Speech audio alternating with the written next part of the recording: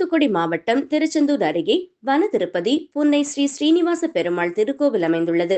இங்கு மூலவராக ஸ்ரீ ஸ்ரீனிவாச பெருமாள் நின்ற திருக்கோலத்தில் அருள்பாலித்து வருகின்றார். உடன் பத்மாவதி தாயார், ஆண்டாள், சக்கரத்தாழ்வார், யோக நரசிம்மர், ராஜகோபாலர், ஆஞ்சநேயர், வடபழனி முருகன் ஆகிய சன்னதிகள் கோவிலில் அமைந்துள்ளன.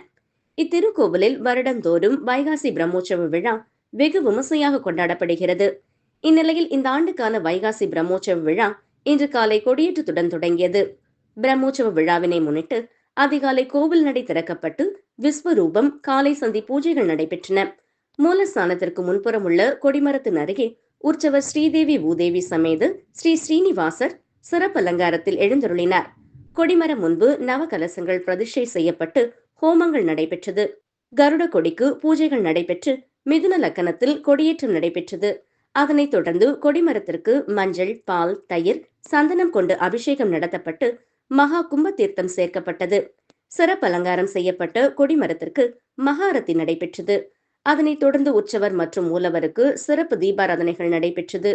திருவிழா தொடக்கமாக முதல் நாள் காலை சூரிய பிரபை வாகனத்தில் ஸ்ரீதேவி பூதேவி சமேத ஸ்ரீ ஸ்ரீனிவாசர் வீதி புறப்பாடு நடைபெற்றது. இதில் திரளான பக்தர்கள் கலந்து கொண்டு சுவாமி தரிசனம் செய்தனர். அனைவருக்கும் அன்னதானம் வழங்கப்பட்டது. விழா ஏற்பாடுகளை கோவில் நிர்வாகத்தினர் செய்திருந்தனர்.